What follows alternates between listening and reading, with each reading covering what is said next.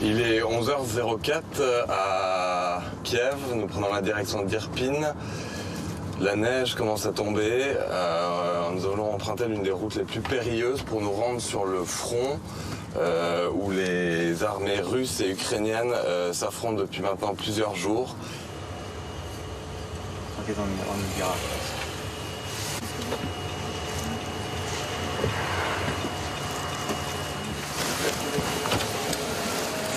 French press. French press. Давай. Да, но я не понимаю, нахуй. Ты не понимаешь? Когда они показывают.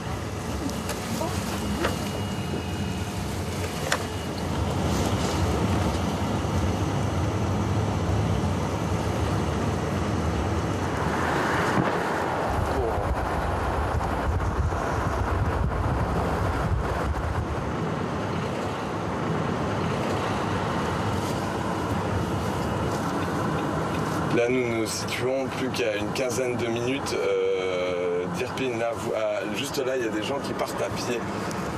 Ils n'ont pas pu suivre le convoi. Depuis que nous sommes arrivés à proximité d'Irpin, nous entendons beaucoup d'explosions, des tirs. Donc on est vraiment à quelques minutes de là où les combats les plus intenses autour de Kiev ont lieu. Là, à tout moment, dans les bois que vous voyez autour, peuvent se cacher des soldats russes qui ont tiré il y a quelques jours sur nos confrères de Sky News. Donc on est vraiment dans une zone grise, on ne sait pas qui est qui. Et à tout moment, des rafales peuvent arriver sur le véhicule. Donc je vous avoue qu'on est un petit peu tendu, mais heureusement que j'ai Juan Palencia qui est derrière la caméra, qui a l'oreille absolue et qui est capable de distinguer à peu près, à la centaine de mètres près, l'endroit de l'explosion exact. Et là, il y a encore des gens qui s'évacuent à pied. Donc ils font une route, en fait, nous on l'a fait en voiture tranquillement, mais eux sont à pied, quoi, sous les bombardements, avec des possibilités de se faire tirer dessus à tout moment. Et là, vous voyez de la publicité, c'est juste irréel, de la publicité encore. How are you? Do you speak English? Yeah, are you? Good, yeah. It's okay there? Watch your door, watch your door. Attention! C'est derrière que ça fait ça. C'est derrière et là, vers à ta gauche. Qu'est-ce qu'ils font eux? Qu'est-ce qu'ils font? Hein? Faut partir. Faut faire demi-tour? Ah, chier.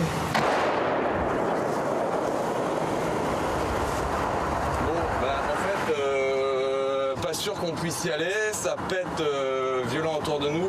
Il y a quelques explosions qu'on n'a pas pu enregistrer, mais là on était... Faut aller plus vite, ils vont péter sur la route là derrière. Allez, on vient de voir ça a pété derrière.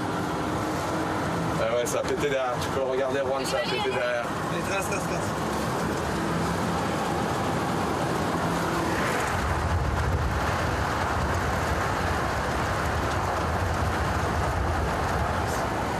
Ça a pété à l'endroit peut-être on aurait été si...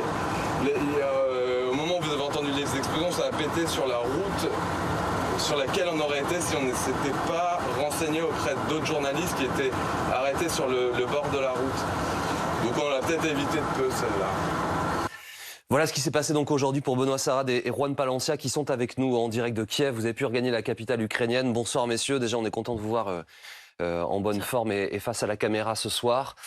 Cette séquence, elle est extrêmement forte. Elle dit aussi à la fois la banalité d'un théâtre de guerre, c'est-à-dire ça ressemble à une route avec des voitures, il y a de temps en temps un checkpoint, vous le disiez vous-même Benoît, il y a des publicités, et puis à tout instant il y a ce danger qui peut se présenter.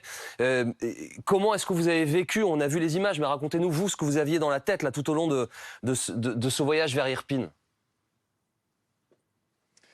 Ce qu'on avait dans la tête, c'était tout simplement se rendre au plus près, raconter ce qui est en train de se passer du côté d'Irpin, où la ville est en train d'être complètement ravagée par les tirs d'un côté et de l'autre. Irpin, c'est une ville de 60 000 habitants qui se situe au nord-ouest de la capitale ukrainienne.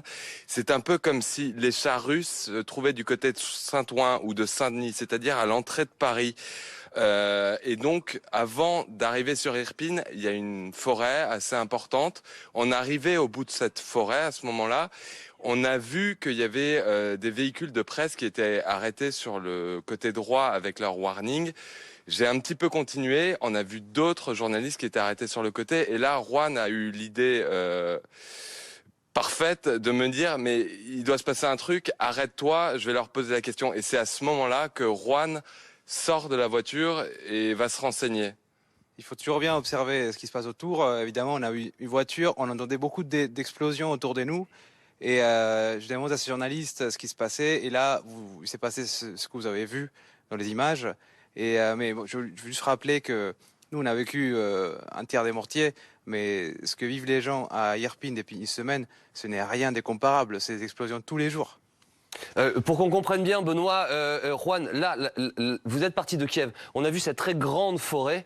Est-ce que la ville d'Irpin, elle se trouve au bout de cette forêt? Elle se trouve dans cette forêt? Juste pour que nos téléspectateurs visualisent bien à quoi ça ressemble.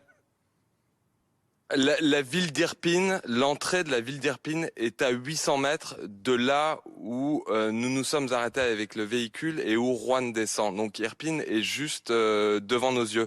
Et le tir, l'obus de mortier qu'on entend sur les images, en fait, c'est déroulé à 100 mètres du véhicule. C'est-à-dire devant mes yeux, Juan était sorti du véhicule, donc il est de dos. Alors on voit pas sur les images où est mon véhicule, mais je suis un tout petit peu en amont de lui et 100 mètres devant moi. Moi je l'ai vu, j'avais pas de caméra, je n'ai pas pu le filmer, mais je l'ai vu et c'est à ce moment-là que je fais demi-tour pour aller récupérer mon collègue. Est-ce que selon vous, ces frappes, de ce que vous avez vu, elles sont volontaires? C'est-à-dire c'est une volonté de l'armée russe de couper ces axes de communication?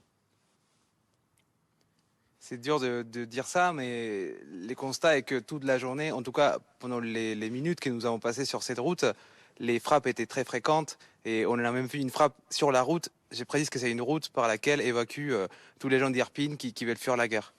Oui, c'est ça. Alors quand on fait demi-tour, ensuite on se retrouve à 3 km d'un barrage où les militaires et la réserve territoriale essayent de faire évacuer les derniers résidents d'Irpin. Donc on est très près aussi des dépôts d'évacuation.